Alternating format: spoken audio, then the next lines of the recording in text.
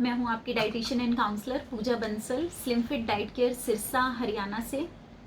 आज टक्कर टुडे की तरफ से उन्होंने एक पहल की है कि आज हम डाइटिशियन से रिव्यू लें आम पब्लिक के लिए, जो घरों में देसी नुस्खे लिए जा रहे हैं क्या वो सही हैं, या घरों में कुछ ट्रीटमेंट लिए जा रहे हैं। पहले तो सिर्फ और सिर्फ कोविड-19 के लिए ट्रीटमेंट लिए जा रहे थे, और अब आज तो इस ब्लैक फंगस ने भी लोगों को घरों के देसी नुस्खों की तरफ मोड़ दिया है। क्या उनमें से कौन कौन से नुस्खे लेना सही है और कौन से नहीं, और हमें डॉक्टर की सलाह कहाँ और कितनी ज़रूरी है। तो आज हम उन्हीं बातों के ऊपर थोड़ी सी रोशनी डालते हैं। जैसे कोविड-19 के ऊपर तो बहुत सारे लोगों ने बहुत कुछ बोला है, मैंने भी बहुत सारे वीडियो किए हैं, बहुत सारे चैनल्स के लिए, मेरे खुद के चैनल के लिए इतने सारे वीडियो हम लोग कर चुके हैं कि लोग कोविड-19 के अंदर इतने सारी हर्ब्स ले रहे हैं, या वो सब चीज़ें मैं ये नहीं कहूँगी कि गलत है। आप लौंग ले रहे हैं, या आप इलायची ले रहे हैं, या आप तुलसी ले रहे हैं, लेकिन एक सीज़न, एक मौसम, एक एनवायरनमेंट के अकॉर्डिंग इन सब चीज़ों को थोड़ा थोड़ा चेंज करना बहुत ज़रूरी होता है। अब जैसे कि मई एंड हो गया है, आज 30th ऑफ मई है, यानी कि गर्मी की बहुत ज़्यादा वाली एक शुरुआत हो चुकी है। इतनी गर्मी के अंदर भी हम लोग इतनी गर्म तासीर की जब इन चीज़ों को लेते हैं तो वो कहीं ना कहीं हमारी बॉडी के लिए हार्मफुल हो जाती हैं। सब चीज़ें उसी मात्रा में लेना जो हम नवंबर, दिसंबर या जनवरी में ले रहे थे, तो वो आज अगर हम उसी मात्रा में ले रहे हैं तो वो गलत है। क्योंकि अब हम देखने को और सुनने को मिल रहे हैं जो केसेस, पाइल्स के केसेस भी बढ़ने लग गए हैं, और हाइपर एसिडिटी के केसेस हैं, गैस्ट्राइटिस के केसेस हैं। वो काफ़ी केसेस ऐसे हैं जिनको ये प्रॉब्लम आ रही है इन सब गर्म चीज़ों की वजह से, इन सब गर्म तासीर की चीज़ों की वजह से। लेकिन अगर आप लेना चाहें, जैसे आप इलायची ले रहे हैं या आप तुलसी ले रहे हैं, तो उसके साथ में एक ठंडी तासीर, जैसे आप सौंफ ले सकते हैं। आपने 1 चम्मच सौंफ को साथ में बॉईल करना है, और सारी हर्ब्स को इकट्ठा एक ही दिन में नहीं लेना है। आज आपने डिसाइड किया है कि लौंग और सौंफ ले रहे हैं, या अजवाइन और सौंफ ले रहे हैं, या फिर आप ले रहे हैं जीरा और दालचीनी, तो कुछ ऐसे कॉम्बिनेशन आपने बनाने हैं जो आपकी इम्यूनिटी को बूस्ट करें।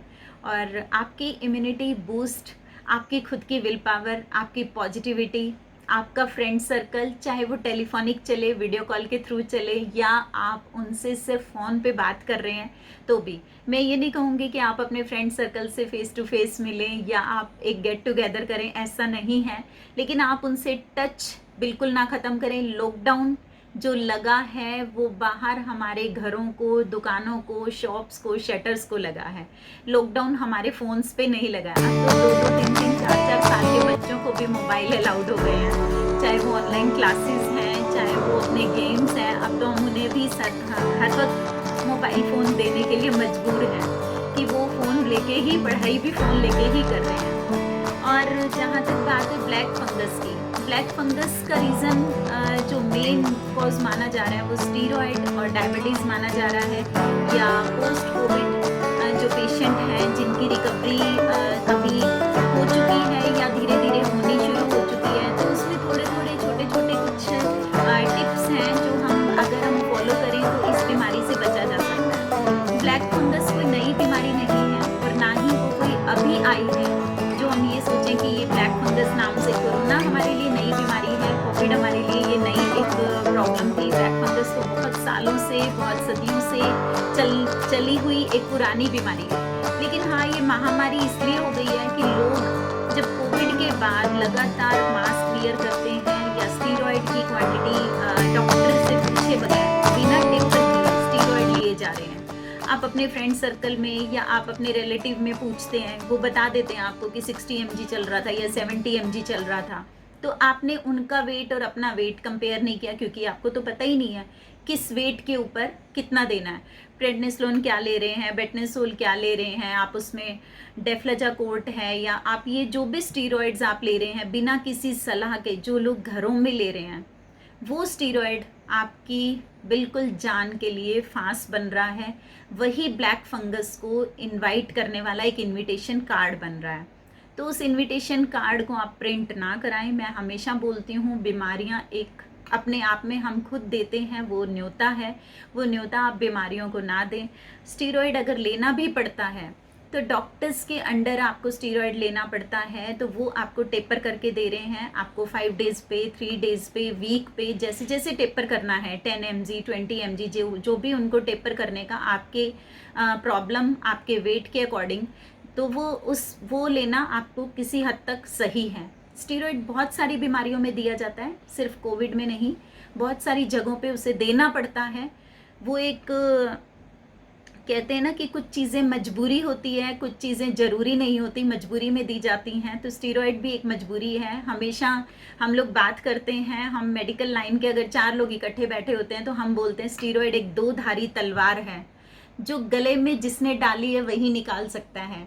इट मीन्स जिस डॉक्टर ने आपका स्टीरॉयड स्टार्ट किया है, सिर्फ और सिर्फ उसी डॉक्टर को पता है वो कितना उसको टेपर करेगा और कितने टाइम में आपको देना है।